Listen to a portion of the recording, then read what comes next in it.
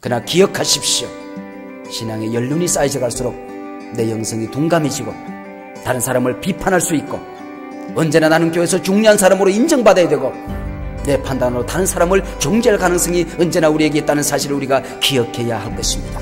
사도 바울은 그가 신앙의 경륜이 더해갈수록 자신의 무서운 죄를 주님 앞에 고백합니다. 오라 나는 공고한 사람이로다. 누가 이 사망의 몸에서 나를 건져내랴. 이런 끔찍한 죄인임에도 불구하고 용서받았다는 사실 때문에 한없이 감격하며 살아가는 것입니다. 우리는 그 누구도 비판하거나 판단할 수 있는 권리가 우리에게 전혀 없다는 사실을 오늘 깨끗하게 하나님 앞에 우리 성도들 앞에서 나 자신에게 인정하고 사시기를 바랍니다. 내가 할 수 있는 자유와 특권이 있다고 한다면 용서와 용납의 자유가 있을 뿐이다.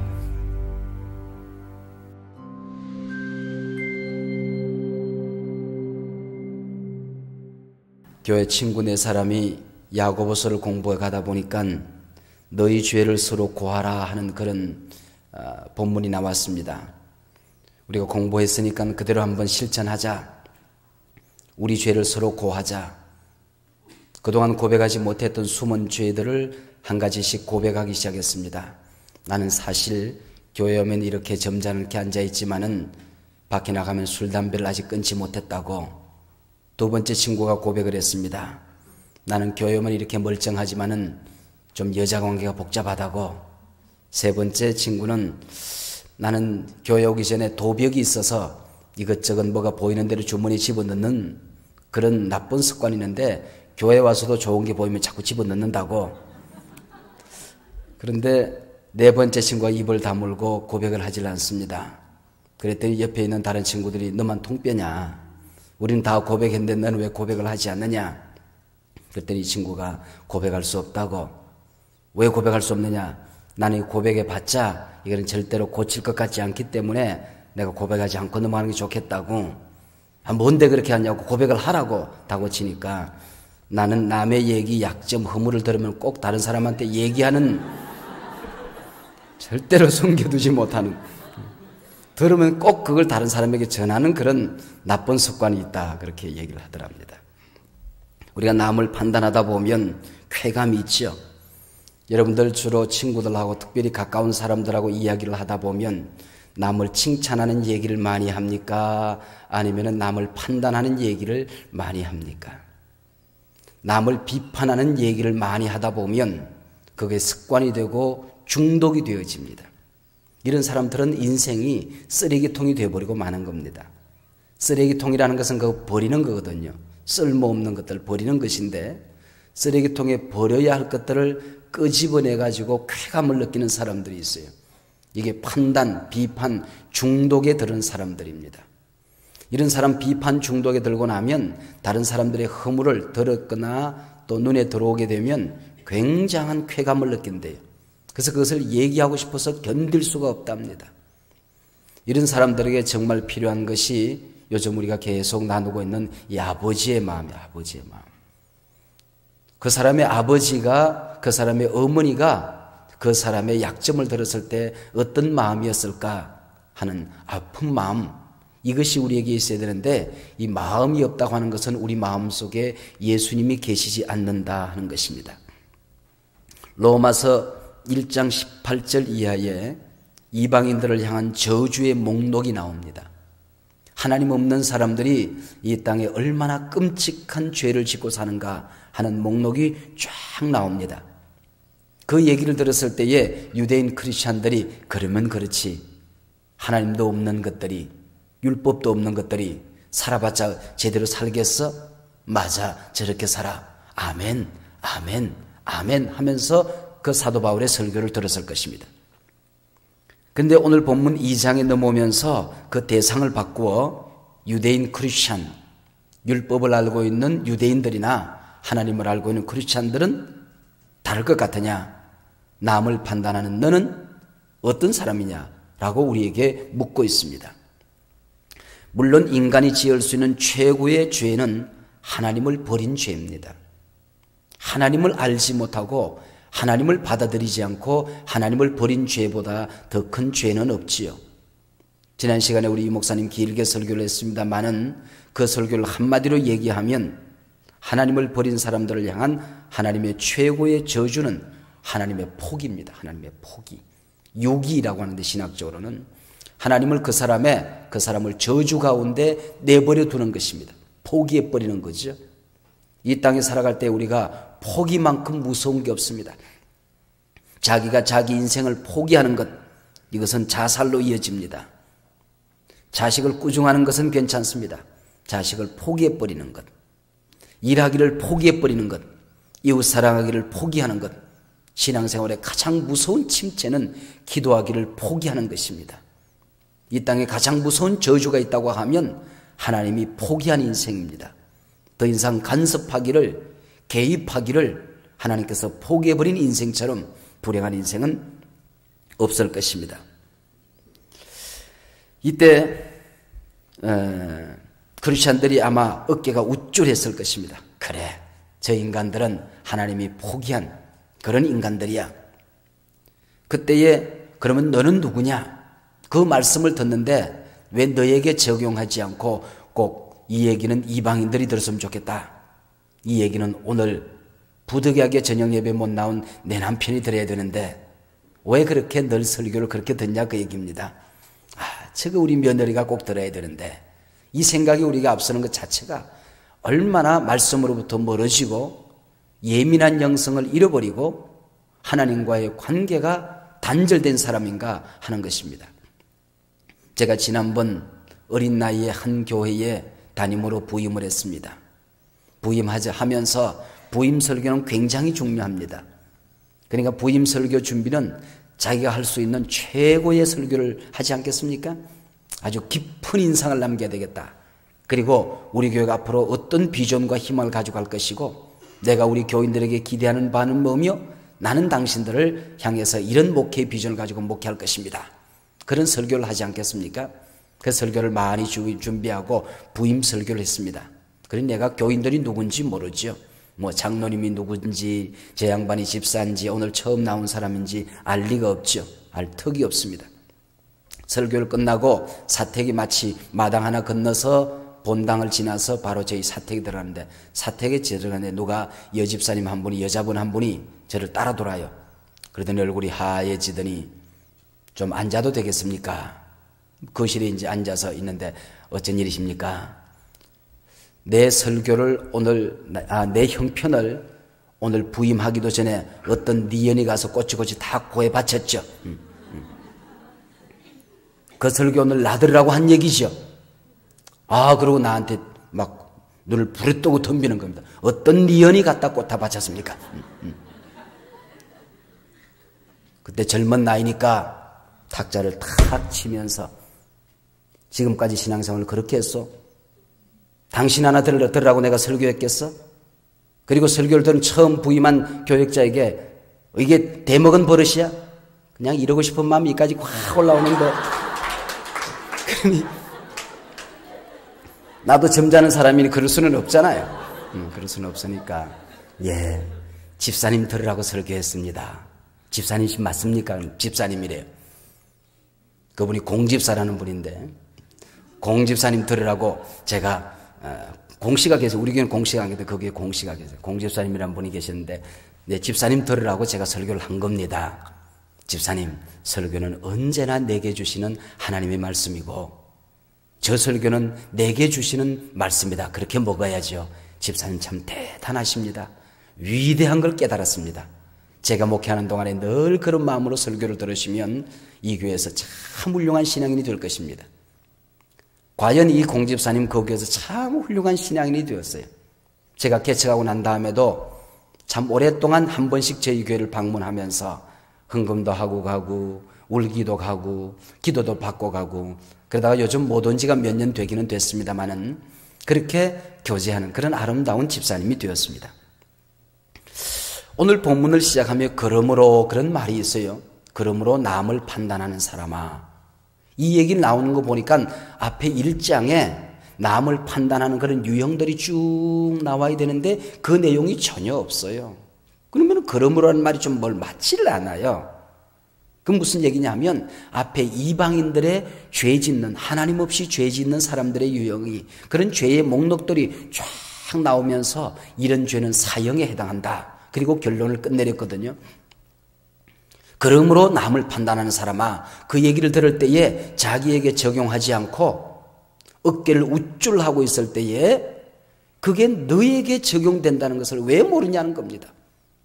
그때 사람들이 그러면 내가 살인했다는 얘기냐, 내가 간음했다는 얘기냐, 내가 우상숭배했다는 얘기냐, 내가 이단에 빠졌다는 얘기냐, 날 보고 어쩌라는 얘기냐 라고 유대인들이, 크리스찬들이 아마 질문했을 것입니다. 거기에 대한 대답이 오늘 본문의 내용들입니다. 일반적으로 우리가 죄를 심판하고 비판하는 사람은 훌륭하고 의로운 사람이라는 생각을 합니다. 여러분 과연 그렇습니까? 검사나 판사들은, 변호사들은 거기 앞에 앉아있는 죄인들보다 다 훌륭하고 정결하고 깨끗한 사람입니까? 교수님들은 학생보다 의로운 사람입니까?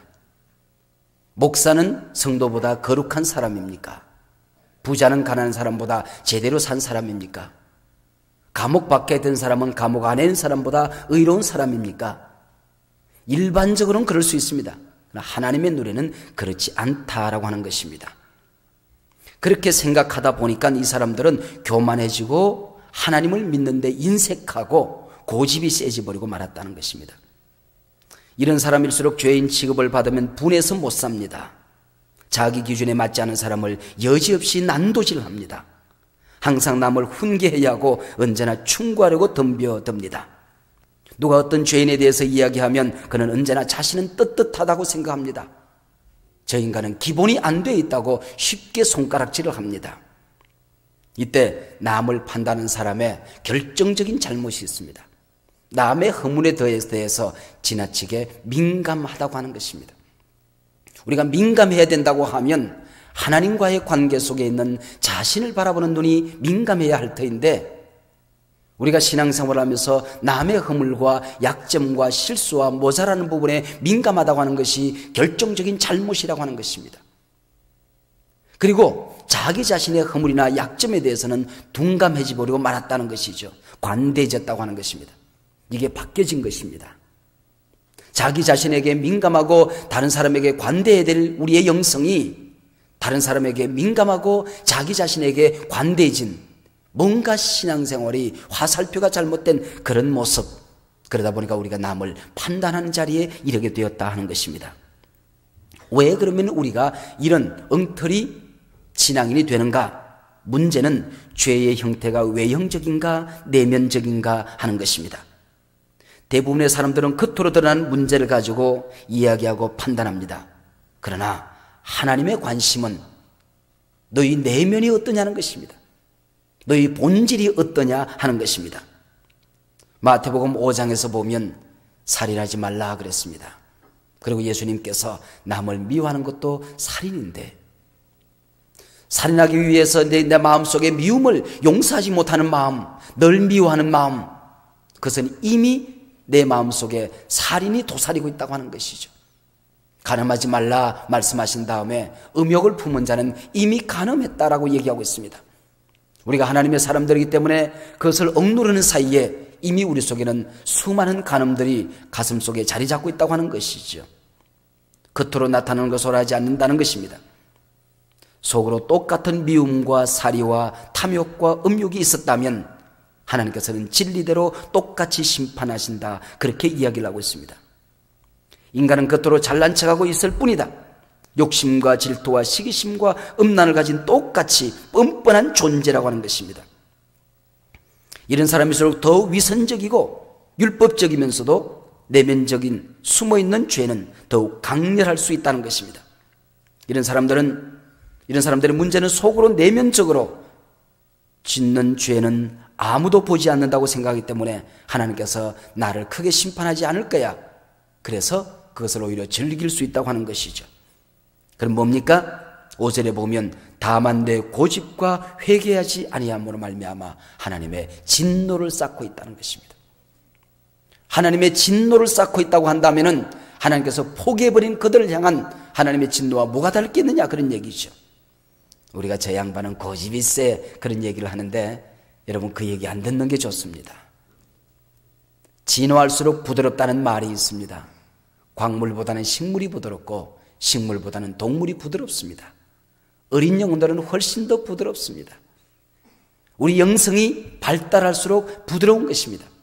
얼굴도 부드럽고 눈빛도 부드럽고 말하는 것도 부드럽고 행동도 부드럽고 사람들의 관계도 부드러운 사람이 영적으로 훌륭한 사람입니다. 이게 얼굴 모양부터 눈빛부터 말하는 것부터 사람들과의 관계가 딱딱하고 굳어져 있는 것, 이것이 영적으로 아름답지 못하다고 하는 것입니다. 고집세, 그런 얘기 좋지 않은 거죠. 고집은 교만 때문에 오는 것입니다. 우리의 교만과 고집과 회개하지 않는 마음이 하나님의 진노를 자꾸 쌓는다. 이 얼마나 여러분 무서운 얘기입니까? 지난 시간 이번 시간에 이어서 참 무서운 얘기를 하고 있습니다. 누가복음 18장 9절 이하에 보면 성전에 올라와 기도하고 있는 사람들 가운데에 바리새인의 기도가 나옵니다. 자기를 드러내고 자랑하고 남과 비교해서 저런 사람들과 같지 않음으로 인하여 나는 감사합니다 하는 사람들이 나옵니다.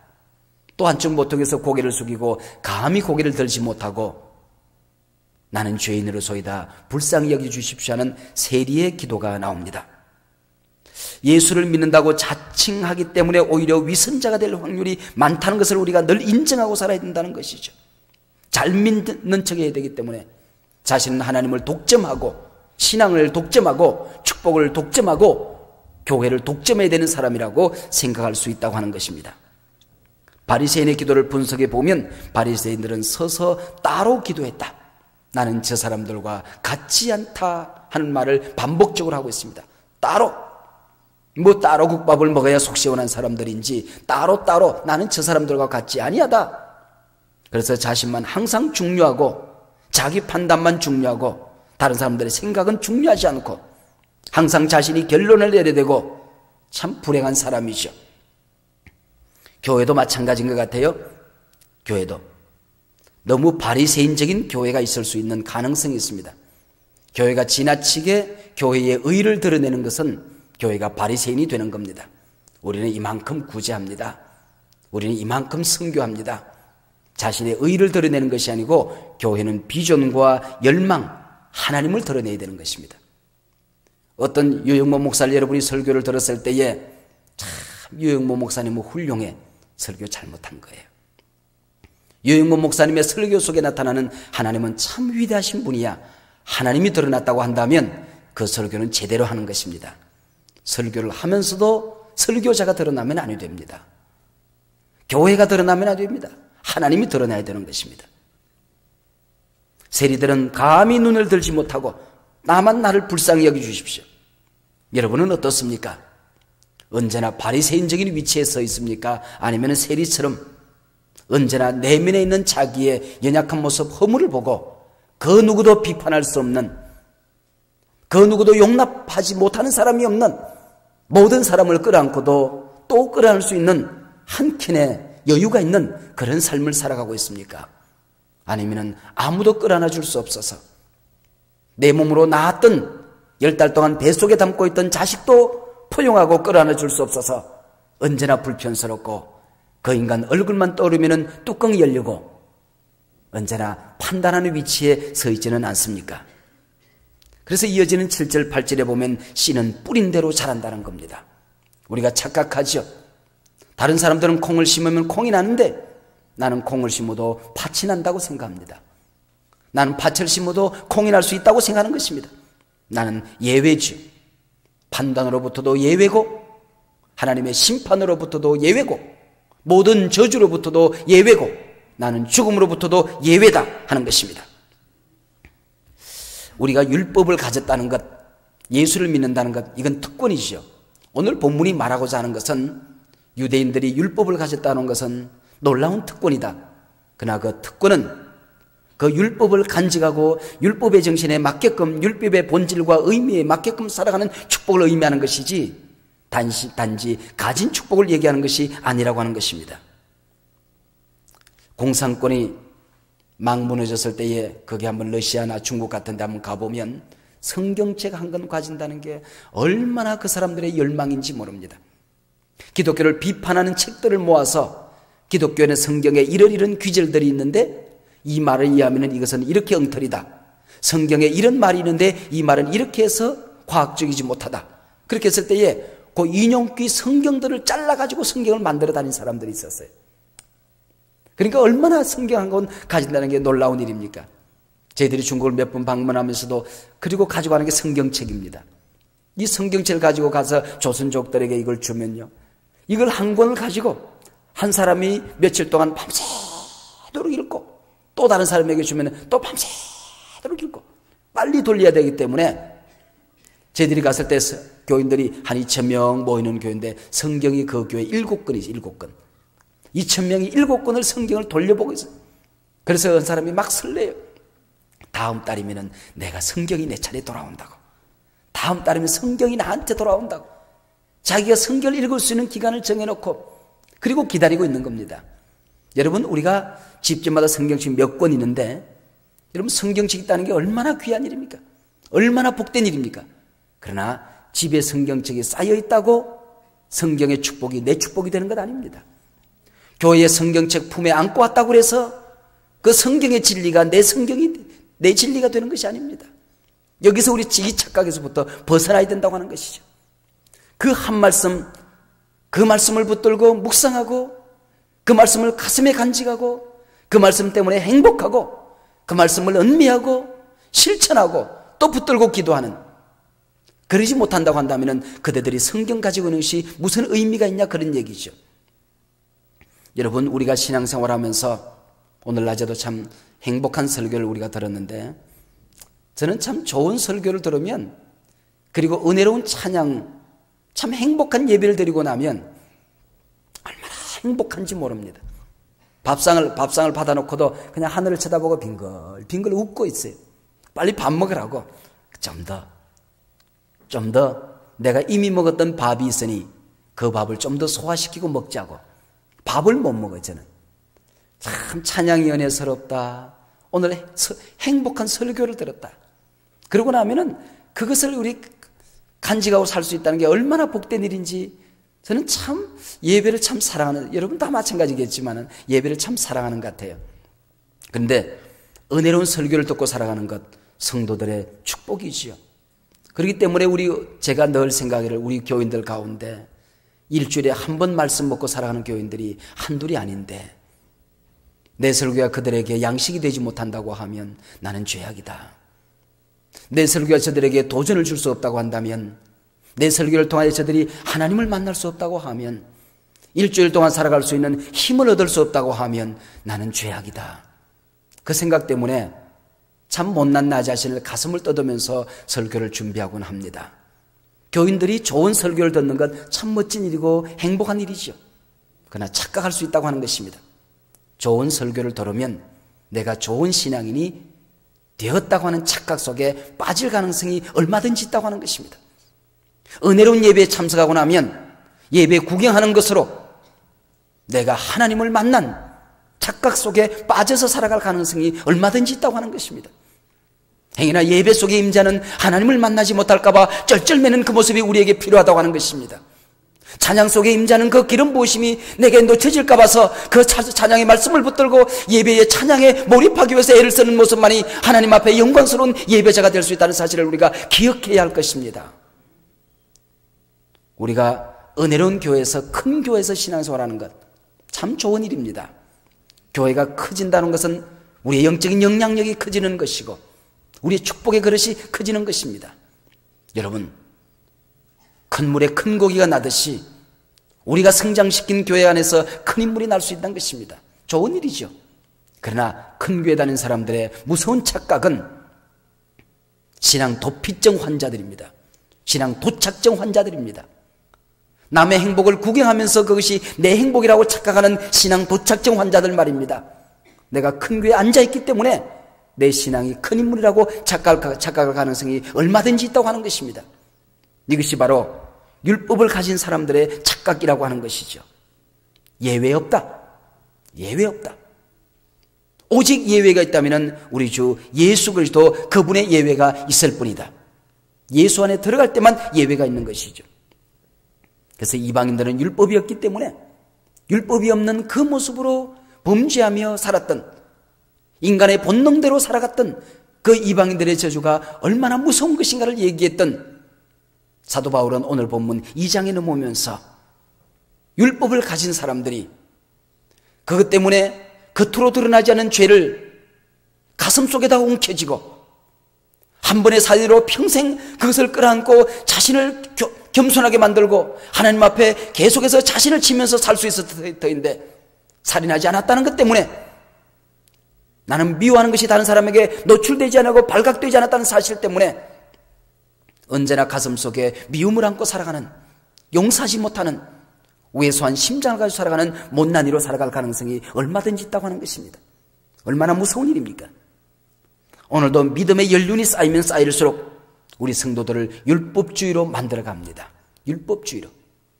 그 신앙이라는 잣대를 가지고 내가 배웠던 어떤 틀을 가지고 내가 가지고 있는 신앙의 어떤 규범을 가지고 계속해 다른 사람을 측량하는 것입니다. 내 측량에 맞지 않은 사람을 여지없이 난도질하고 손가락질하고 비난하고 비하하고 폄하하는 그런 신앙생활을 얼마든지 할 수 있다고 하는 것이죠. 신앙의 연륜이 쌓이져 간다는 것 참으로 귀한 일이죠. 뿌리를 깊이 내릴 수 있죠. 큰 나무로 많은 열매를 거두어서 사람들에게 나눌 수 있죠. 그 숲이 우거져서 많은 사람들을 품을 수 있겠죠. 흔들리지 않을 것입니다. 비바람이 몰아쳐도 흔들리지 않은 신앙생활을 유지할 수 있을 것입니다. 그러나 기억하십시오. 신앙의 연륜이 쌓여져 갈수록 내 영성이 둔감해지고 다른 사람을 비판할 수 있고 언제나 나는 교회에서 중요한 사람으로 인정받아야 되고 내 판단으로 다른 사람을 정죄할 가능성이 언제나 우리에게 있다는 사실을 우리가 기억해야 할 것입니다. 어떤 수필에 이런 이야기가 나옵니다. 한 농촌 마을에 조그마한 교회에 두 사람의 신앙인이 있었습니다. 한 사람은 교회 다닌다고 하면서도 악명이 높은 사람입니다. 논에 물대는 것 가지고 또 그 다음에 어떻게 밭에 어떤 고랑 퍼는 걸 가지고 서울로 말하면 주차하는 문제를 가지고 그 마을 사람하고 한 번 안 싸워본 사람이 없습니다. 주일날 교회는 가서 앉아 있는데 신앙생활하는 거 보면은 망나니 중에는 개망나니입니다. 이 사람이 있었던가 하면 한 사람은 교회를 다니는데 과연 저 사람이면 예수 믿는 사람이야. 모든 사람의 존경을 받습니다. 마을에 어려운 일이 있으면 이 사람이 가장 앞장서 달려와서 어려움을 감당해 줍니다. 그리고 모든 사람들과 화목하게 지냅니다. 언제나 양보합니다. 법이 없어도 사는 사람이었습니다. 근데 1년 간격으로 이 사람이 두 사람이 똑같이 암에 걸려 죽습니다. 먼저 죽은 사람은 악명 높은 신앙인이었습니다. 자기 몸에 암 3기로 온몸에 암이 퍼졌다는 것을 알고 하나님 앞에 기도하기 시작합니다. 그리고 모든 의료적인 치료를 거부하고 하나님 앞에 기도하기로 작정하고 자기 가족과 아내를 위해서 조그마한 오두막을 무너뜨리고 집을 짓습니다. 힘이 남으면 집을 짓고 또 힘이 없으면 쓰러져 누워있고 힘이 나면 또 집을 짓고 집을 짓습니다. 그리고 마을 사람들을 찾아가서 그동안 했던 자신의 부덕함을 용서를 구하고 함께 손을 붙들고 함께 식사도 하고 감자 고구마도 나눠 먹고 옥수도 나눠 먹고 마지막에 모든 사람들 앞에 환한 웃음으로 숨을 거둡니다.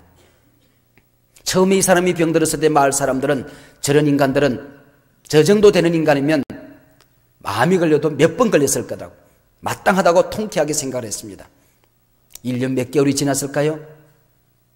법 없어도 사는 이 사람도 역시 무서운 암이 몸에 있다는 것을 발견되어지고 조그마한 수술을 했는데 수술이 재발 3번씩 재발되면서 더 이상 살 수 없는 지경에 이르게 되었습니다.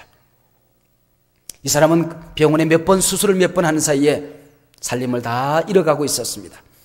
그뿐이 아니었습니다. 가족들 앞에 신경질은 신경질을 다 부립니다. 사람들을 원망합니다. 내가 지네들 아플 때에 어떻게 했는데 지네들이 나한테 이렇게 할 수 있어? 내가 지네들 어떻게 도와줬는데 저 인간이 나한테 이럴 수 있어? 모든 사람을 향하여 비난과 불평과 원망을 쏟아놓습니다. 하나님은 살아계시는지 모르겠다고. 내가 왜 암에 걸려야 돼? 내가 왜 암에 걸려야 돼? 마지막 죽으면서 입술을 부덕부덕 갈고 마지막 죽습니다. 실제로 있었던 일인지 모르지만 수필에 나오는 이야기니까 있을 수 있는 가능성이 있는 이야기죠. 우리에게 중요한 것은 교훈입니다. 이 후자의 사람은 나는 남과 달라야 된다고 하는 것이죠. 여러분, 우리가 신앙생활 하면서 이 후자의 신앙생활, 이런 모순에 빠져들 때가 얼마나 많이 있는지 모릅니다. 전자의 사람이 로마서 1장 후반부의 사람이라고 한다면 이 사람은 자신이 죄인인 것을 깨닫기만 하면 하나님 앞에 겸손할 수 있고 예민할 수 있고 회개할 수 있고 모든 저주를 걷어치울 수 있는데, 내가 선하다는 사실 때문에, 예수를 오래 믿었다는 사실 때문에, 교회에 충성했다는 사실 때문에, 신앙의 연륜이 쌓여졌다는 사실 때문에 남들을 비판하고 자신에게는 관대하고 둔감한 신앙생활을 할 수 있다는 무서운 가능성을 오늘 본문이 우리에게 이야기하고 있는 것 아니겠습니까? 사도 바울은 그가 신앙의 경륜이 더해갈수록 자신의 무서운 죄를 주님 앞에 고백합니다. 마지막에는 죄인 중에 교수로다. 오라 나는 공고한 사람이로다. 누가 이 사망의 몸에서 나를 건져내랴. 자신의 연약함을 고백합니다. 끊임없이 자신의 죄를 하나님 앞에 고백합니다. 이런 끔찍한 죄인임에도 불구하고 용서받았다는 사실 때문에 한없이 감격하며 살아가는 것입니다. 이것이 사도 바울이 기대하는 참된 신앙인의 모습 아니겠습니까? 우리는 그 누구도 정죄할 수 있는 권리가 없습니다. 우리는 그 누구도 비판하거나 판단할 수 있는 권리가 우리에게 전혀 없다는 사실을 오늘 깨끗하게 하나님 앞에, 우리 성도들 앞에서 나 자신에게 인정하고 사시기를 바랍니다. 나는 누구도 비판할 수 없다. 내가 할 수 있는 자유와 특권이 있다고 한다면 용서와 용납의 자유가 있을 뿐이다. 다른 사람들을 포용하고 인정해주고 칭찬하고 격려할 수 있는 자유가 있을 뿐이다. 기억하시기를 바랍니다. 우리가 예수 안에 들어갔을 때에 여기서 끝난다고 한다면 결론은 그렇게 되지 않겠습니까? 율법 없는 사람도 율법 없음으로 말미암아 저주를 받는다. 율법이 있는 사람도 그 율법으로 말미암아 저주를 받는다.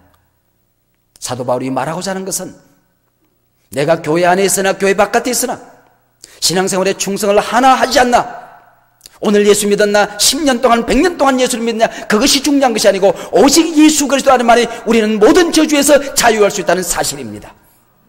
우리의 모든 허물은 다 씻김받고 우리의 약점은 덮여줄 수 있다는 사실입니다. 예외가 있다고 한다면 예수 그리스도의 예외가 있을 뿐입니다. 예수 안에서 모든 저주의 예외가 되신 여러분을 축복합니다.